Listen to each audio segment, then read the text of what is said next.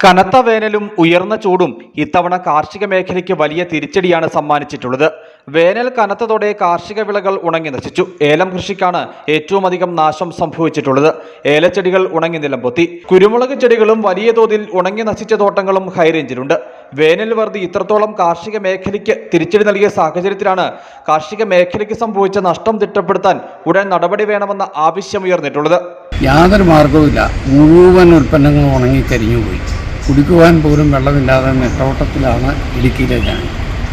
അതുകൊണ്ട് സംസ്ഥാന സർക്കാരും കേന്ദ്ര സർക്കാരും അടിയന്തരമായിട്ട് ഇടപെട്ട് നാശനഷ്ടം സംഭവിച്ച വിളകളുടെ കണക്കെടുത്ത് എത്രയും പെട്ടെന്ന് കർഷകർക്ക് നഷ്ടപരിഹാരം കൊടുക്കേണ്ടതാണ്.